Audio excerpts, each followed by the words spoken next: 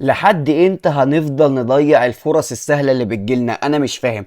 انا نفسي نلاقي حل للفرص السهله اللي لعيبه النادي الاهلي بتضيعها على مر العصور ومر التاريخ. انا نفسي افهم دلوقتي، انت بتلعب ماتش خارج ارضك، معروفه ان الماتشات اللي بتبقى خارج الارض دي، خصوصا لو انت بتلعب بقى في الملاعب اللي هي زي بتاع جنوب افريقيا والشغل بتاع حواري افريقيا ده، انت محتاج فرصه تخلص لك تجيب لك بيها الثلاث نقط، يبقى انت كده يا معلم خدت الثلاث نقط ورجعت مرتاح. كل ده بيجي على ايه؟ تقف على غلطه، غلطه من مدافع، انفراد جالك بالصدفه. يعني المباراه دي بتخلص بانصاف الفرص، بتخلص بانصاف الفرص. عمرك ابدا ما بتكسب خارج ارضك بجمله تكتيكيه بقى وتعمل هجمه حلوه والكلام ده كله. انت بتلعب خارج ارضك، يعني انت بتستغل كل ربع فرصه عشان تجيب فيها هدف. ده الكلام ده بقى ايه يعني؟ ده في العموم كده، يعني في الف ب كره قدم. تعالى بقى بالنسبه ان انت فريق كبير اسمه النادي الاهلي، مشارك في كل البطولات ومطالب بكل بطوله في يخشها ان هو ياخد البطوله، وهو المرشح الاول للفوز باللقب قبل ما بيخش في البطوله. يعني من دور ال 32 كده بيقول لك ده الاهلي هو المرشح الاقرب للفوز ببطوله افريقيا. ده ليه اصلا؟ لان هتلاقيه هو ايه؟ البطل للبطوله اساسا بتاع السنه اللي قبلها، يعني هو اللي كان واخد البطوله من السنه اللي قبلها. طيب فرقه كبيره بحجم النادي الاهلي، هل هذا القدر من اللعيبه كافي ويليق باسم النادي الاهلي واللعيبه تضيع فرص بالشكل ده؟ يعني انا مش فاهم. كوره بتاعت حسين الشحات الجون فاضي، الجون فاضي يا عم حسين، ما تشوت يابا، ما تشوت يابا زي البني ادمين. بتصطاد ايه فوق؟ في ايه فوق؟ انا مش فاهم. في حد فوق في المدرجات شتمك ولا حد مضايقك؟ انت كنت عايز توصل له الكوره ولا ايه؟ انا مش فاهم حاجه. ولا حد كان دافع لك تمن الكوره دي عايزها هديه منك؟ انا مش فاهم. ده انت لو كنت وقفت الكوره شربت كوبايه الشاي ورقصت وحنكشت زي ما انت بتعمل وبصيتها في الجون، كانت هتخش، كانت هتخش. ما كانش حد يقول لك انت بتعمل ايه. تعالى من كابتن حسين الشحات الانفراد الثاني لكابتن كريم فؤاد. انا عارف ان هو مش مركزك، بس انت دلوقتي لعيب كبير. انا عارف انت لعيب كبير ودخلت ان انت كده خلاص بقيت انت ايه؟ في دايره المهاجم انت والجون. مش دي شوطه، دي مش شوطه خالص، مش شوطه. مباراه اقل ما فيها انها تخلص 3-0 للنادي الاهلي.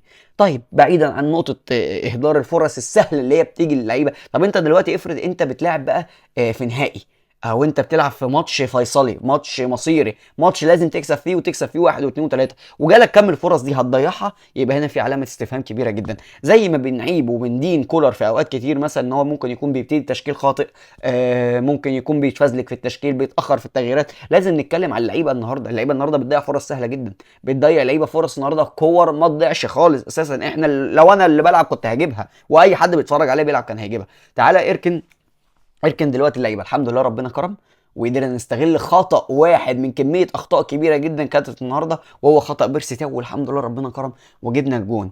هل ينفع نصعد مرتاحين؟ لا، لا. تاخد 3 نقط بتاع ماتشين ورا بعض في اول مره؟ لا طبعا.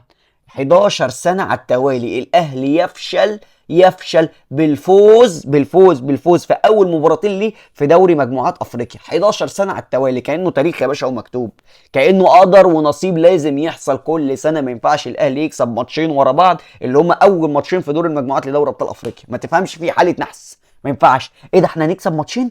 ايه ده هنصعد بسهوله كده من دور المجموعات؟ لا لا لا لا. غير، احنا لازم نخسر لنا ماتش ولا اتنين، لازم نخلي الجمهور قاعد قلقان وقاعد على اعصابه وقاعد على نار. احنا هنصعد بكل سهوله؟ لا يا باشا. امال فين متعه البطوله يا جدع؟ الله، مش انتوا بتحبوا الكوره والسسبنس؟ تعالوا الاهلي ذا ماستر اوف سسبنس، ذا ماستر اوف سسبنس منك ليه؟ انا بقول لك اهو مش هتصعد بسهوله. لا، لازم تروح تتعادل وتروح تخسر من شباب بالوزداد وتيجي بقى هنا تفضل بقى ايه؟ تجيب الاله الحاسبه.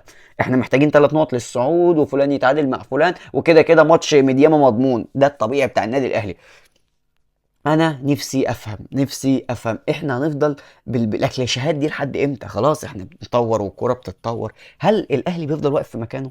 انت دلوقتي بطل البطوله وعايز تحافظ على اللقب بتاعك وعايز تاخد باذن الله بطوله افريقيا السنه دي، وباذن الله ربنا يكرم وناخدها. لازم نطور من نفسينا. الاصعب من الوصول للنجاح ان احنا نحافظ عليه. يا ريت نعيد حساباتنا ونعيد اخطائنا ونشوف. عندي بس كلمه للكابتن مارسيل كولر. انا عايز اعرف احمد عبد القادر مضايقك في ايه؟ يعني انا مش فاهم. يعني انت مقتنع بامكانيات محمد طاهر اللي هي اصلا تكاد تكون مش موجوده اساسا؟ يعني اكبر امكانياته ان هو بيعرف يتكلم فرنساوي كويس ويعمل احتفالات، انا دي اشيد بيه معاك فيها. لكن الراجل في الملعب متواضع. اداؤه مش هو طاهر بتاع من سنتين. الراجل اداؤه متواضع.